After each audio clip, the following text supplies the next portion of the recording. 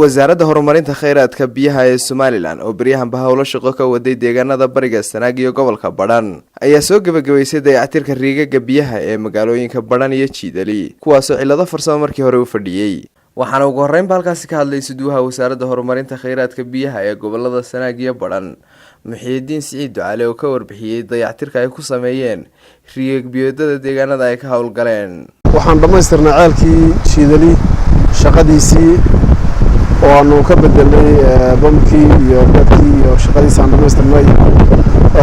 الحمد لله رب العالمين وجنرادي كشقيي iyo intii fulisayba way ugu horeeyaan wasaaradda horumarinta biyaha oo arrinkan aad uga shaqeysay sidii ceelashaas u kici lahaayeen sidoo kale hay'adda OMO ku deeqday inay qalab u keento iyo shaqadan la qabto aad baan ugu mahadnaqayaa intii ka qayb gashay waxa iyaguna halkaasi ka hadlay waayeelka iyo waxgaradka deegaanadaasi kuwaas oo soo dhaweeyay waxqabadka wasaaradda kheyraadka biyuhu deegaanadooda ka fulisay maanta farxad inoo ah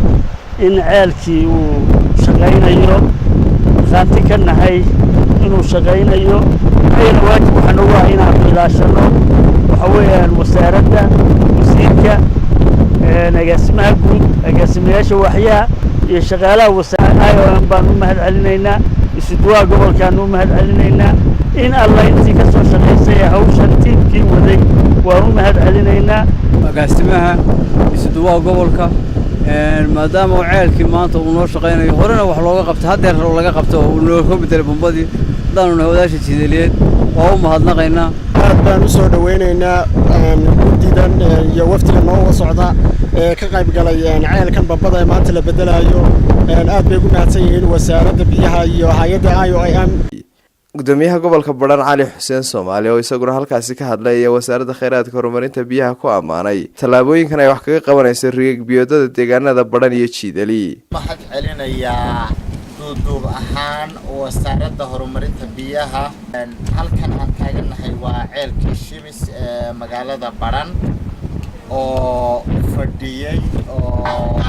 matoorka iyo bamka iyo beebka iyo wixii la mid ah ciladiisu ahayd